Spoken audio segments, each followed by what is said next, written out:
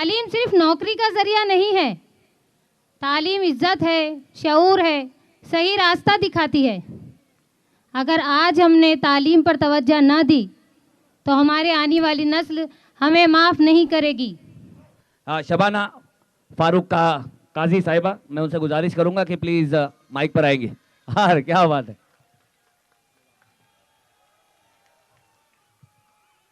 और हमारे यहाँ पर आए हुए तमाम पार्टी के जिम्मेदारान और मेरे अजीज़ भाइयों और बहनों, अस्सलामु अलैकुम।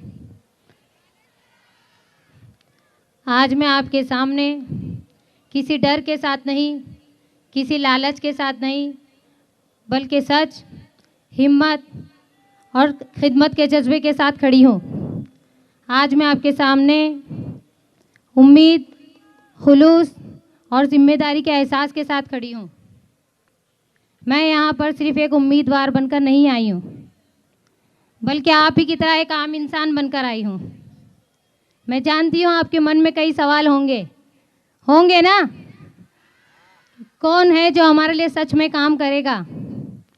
मैं आपसे वादा नहीं, भरोसा मांगने आई हूँ। मैं सियासत को कुर्सी और ताकत नहीं समझती, मैं उसे अमानत समझती हूँ।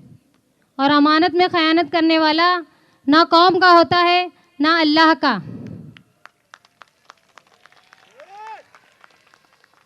आज मैं आपके सामने दो ऐसे अहम मसले लेकर खड़ी हूँ जो अगर हल ना हुए तो हमारा मुस्तकबिल तबाह हो जाएगा। तालीम और नशा। ज़रा सोचिए, जिस कौम के हाथ में किताब ना हो उसके हाथ में जंजीर आ जाती है। तालीम वो ताकत है जो झोपड़ी से भी तक पहुंचा देती है।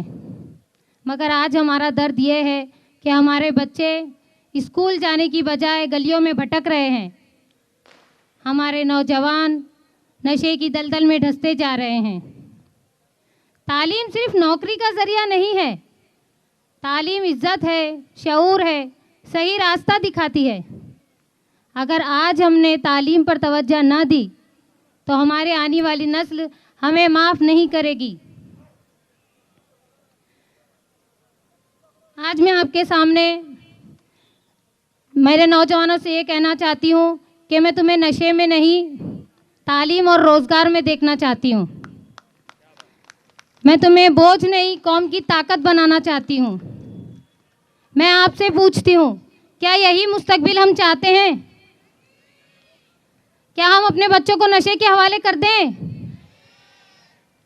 नशा सिर्फ एक नौजवान को नहीं मारता, नशा एक माँ की नींद छीन लेता है, नशा एक बाप की मेहनत चला देता है, नशा एक घर को बर्बाद कर देता है।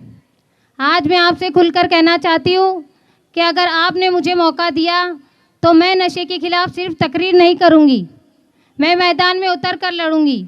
मैं आप ही के गांव की बेटी हूँ, आपके बीच में रहकर ये काम करूँगी।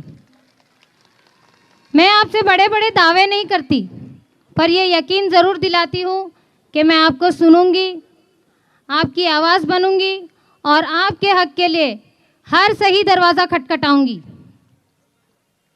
लाइट, पानी, सड़क, गटर, ये सारे मसले तो आते जाते रहेंगे, पर असल जंग है तालीम, हॉस्पिटल और नशे के खिलाफ।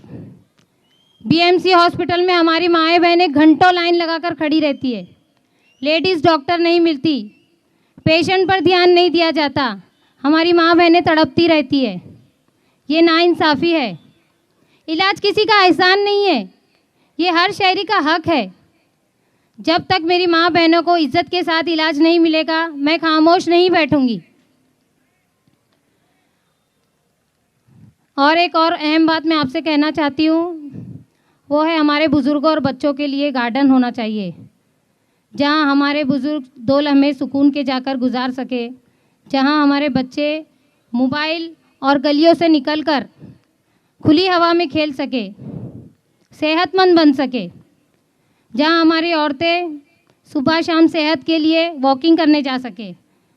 आज हमारे इलाके में ऐसा कोई महफूज गार्डन नहीं है जहाँ हम इत्मीनान से जा सके, अपने बच्चों को भेज सके। अगर आप हमें जिताते हैं तो मैं वादा करती हूँ हम गार्डन के लिए एक मजबूत मांग रखेंगे इंशाअल्लाह।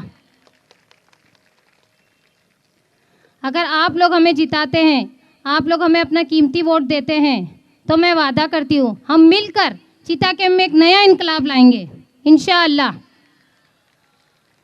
आप लोग तालीम के हक में वोट दीजिए, नशे के खिलाफ वोट दीजिए, अपने मजलिस को जिताने के लिए वोट दीजिए, अपने बच्चों के रोशन मुस्तकबिल के लिए वोट दीजिए। आज वक्त आ गया है कि हम अपनी नुमाइंदगी खुद करें, अपने बच्चों के रोशन मुस्तकबिल के लिए फ़ैसला खुद करें। मैं वादा करती हूँ मैं आपको मायूस नहीं करूँगी। आज हम आपसे कह रहे हैं कि आप वोट दीजिए, कल आप लोग खुद वोट देने आएंगे इंशाअल्लाह। अल्लाह हम सब का हामी और नासिर हो, हम सबको सही फ़ैसला करने की तौफीक दे। आमीन। अस्सलामु अलैकुम।